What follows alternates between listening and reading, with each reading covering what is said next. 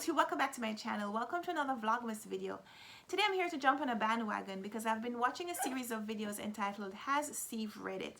And the idea behind these videos is a tag that was created by Matthew at Mayberry Books. Matthew went through his bookshelves and came up with a stack of books and asked whether Steve Donoghue has read them. The idea is that Steve Donoghue, as the resident king of booktube, that he's read all the books, because Steve said he reads about 150 pages per hour. He reads on average 10 hours a day, every day. He reads voraciously, he reads professionally, he reads everything that comes his way if he can. So the challenge in this tag is to come up with a stack of books that Steve has not read. So I decided, like I said, to jump on the bandwagon, and I came up with 10 books that I have read, and I wonder, has Steve read them? This author, Ishmael Bia, is probably better known for his memoir A Long Way Gone, which talks about his experience as a boy soldier in the war in Sierra Leone. But Radiance of Tomorrow is his fictionalization of his involvement in that war. I read Radiance of Tomorrow. I wonder if Steve has read it as well. David Goodstein published this nonfiction work called Out of Gas in 2004, back when there was a lot of discussion about how we were heavily relying on fossil fuels and whether or not we were running out of them. And I read this one because, well, it was kind of assigned in my chemical engineering classes when I was in college. However, this is just 120 something pages, so I know Steve could knock this out in about a half an hour, so I wonder if he's read it though. Heat and Dust by Ruth Prawa Javala won the 1975 Booker Prize, and this novel is about two Indian women who travel to India over different periods and how they get caught up in the exoticism of Indian life and Indian culture and really Indian men. But more than just talking about the women, it's talking about the relationship between the two countries and the stronghold that India had on Britain, how Britain wanted to change India, but also the impact that the colony had on the mother country. And I read this one. I just did a review here on the channel, and I wonder if Steve has read this one. I know he's read the more recent Booker Prize books, but I wonder if he was reading Booker Prize novels back in 1975, or if he's gone back and read this one since. So I wonder if Steve's read it. I know Steve reads a lot of nonfiction, but Born to Run by Christopher McDougall was really marketed towards the running community. But I wonder if this book about a hidden tribe, super athletes, and the greatest race the world has never seen, whether it has crossed culture enough to have appeared on Steve's radar. So I wonder if he's read it. The tribe that this book talks about is a group called the Tarahumara that lives in the mountains in Mexico, and they have personal habits that don't seem to be conducive to athleticism, in that they smoke and drink and they run in sandals, all qualities that don't seem to mean that they would be able to run, except they can. And I wonder if Steve has read this book. V.S. Naipaul was born in Trinidad, even though he spent his adult life in England.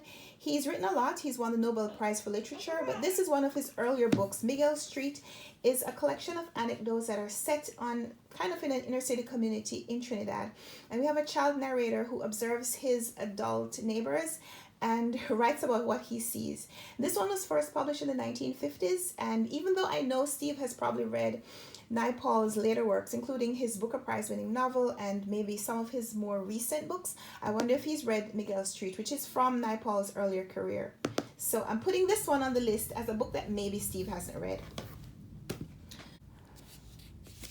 So that's 5. Let's see how many more we can go. David Roblowski's novel, The Story of Edgar Sawtelle, talks about a young boy who's born mute, but despite his inability to communicate in the traditional way with humans, he has an ability to communicate with animals, specifically the dogs that his parents breed on their farm in, is it Wisconsin? Yes, it is. And this one was an Oprah's book club selection, but I don't think Steve gets his reading lists from Oprah. So I wonder if he read this one back when it was first published. Let's see when that was.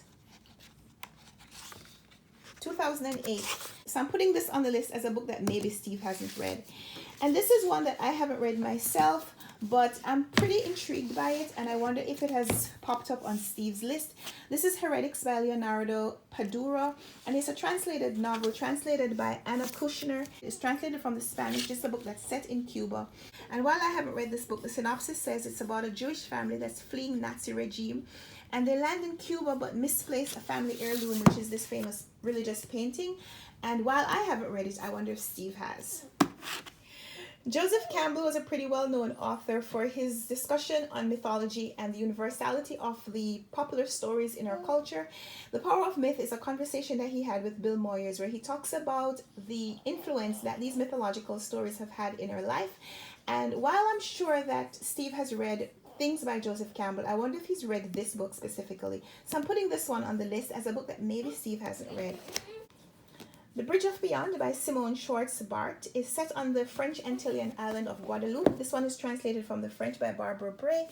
And while I know that Steve has read a lot of the NYRB publications, I'm wondering if he's read this one, which talks about the legacy of slavery and how it's passed down through families. And it talks about the generational curses, specifically in this family of women living in Guadeloupe. I read this one because, well, I picked it up because I like the writings of Jamaica Kincaid, and she introduced this book, and I wonder if Steve's read it.